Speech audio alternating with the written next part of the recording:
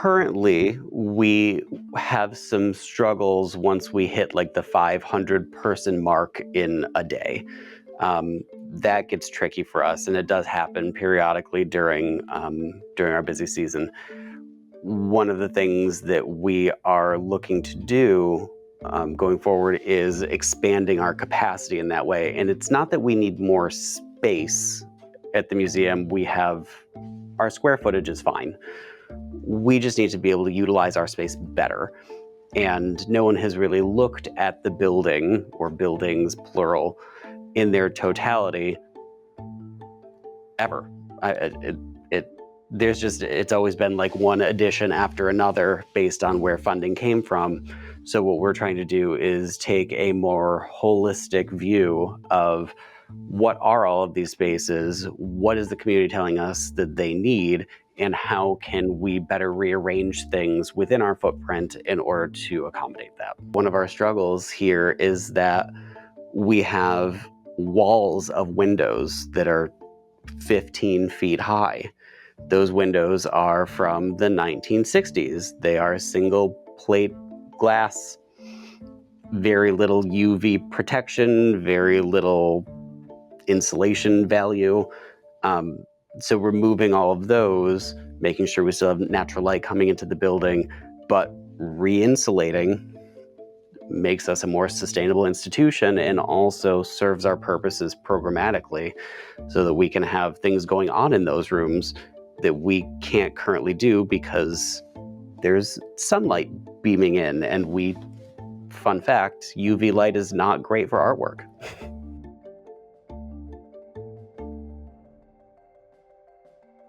Kind of reimagining Roberson has been a multi-year process. My background is in graphic design, interior design, fine art, and arts management.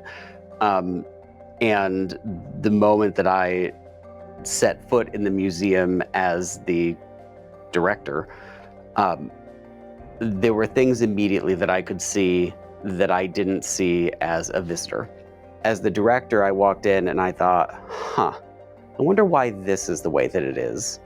And then I watch people interact with that thing why is that the way that it is? And you see, oh, well, this could be made better in some way. We could make this flow better. We could have this make more sense. We could make it easier to navigate this facility. And we could also provide better opportunities for folks to engage, and having spaces that are a little bit more flexible as opposed to more stagnant gives us those options. So I've been thinking about this for the last 7 years.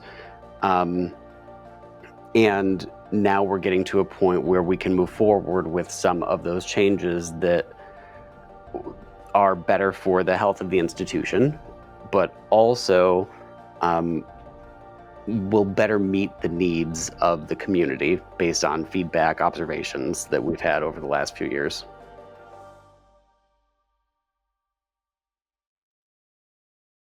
I want to start by saying that we do not have any vanity projects planned.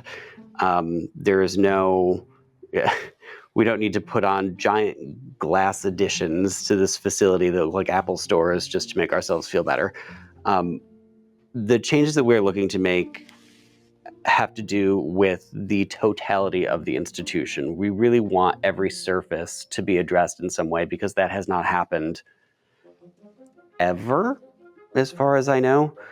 We've got the historic Roberson Mansion from 1906 on one side of the property. On the other side, we have the Mason Randall House from the late 1800s. And then these other buildings kind of set down in between these two. So the building I'm sitting in right now, the Martin Wing, is 1965. We've got the Ford Wing from 1986. And then we've got the Visitor Center Wing from the 1990s. And at no point during the construction of these buildings did an architect ever think, maybe I should look at what's already there and add to it. Instead, totally different buildings. Different stylistically, even the finishes on the outside of the building is different. The interiors are noticeably different. And it's just the way of putting additions onto a building. So one of our goals is to unify the exterior of the building to make it so that all of our various buildings and wings flow together in some kind of a logical way. Now, obviously, we have 3 historic structures on our property. Those will continue to be historic structures and will exist in perpetuity, but hopefully with some important refurbishment and preservation efforts.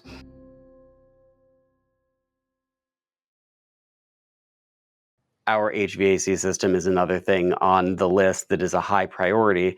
Um, our HVAC system goes from 1906 because the steam boilers and radiators in the mansion, 1906 era. And then in my office, you can see kind of behind me here, 1965 induction unit style HVAC system. Very efficient, cutting edge for the time. It has now been 50 years, 60 years, 70 years. Um, those upgrades need to happen not just for the comfort of staff and visitors, but also because this is a museum. It is important that we maintain very consistent temperatures and humidity levels in order to preserve the art and artifacts that we have been entrusted with. And it is incredibly difficult to do that with 5 different systems and 5 different wings of the building that all function okay. Nothing is really doing a great job.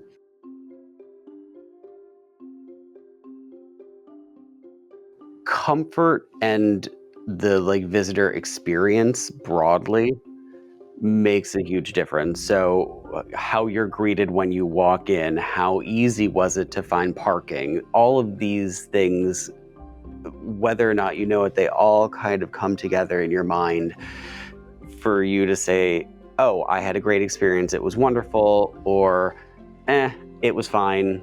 I probably wouldn't encourage other people to do it, even if it's only $8. Um, happily, most of our feedback is overwhelmingly positive. People love the institution and they are willing to forgive the fact that they were either slightly too cold or slightly too warm during their visit.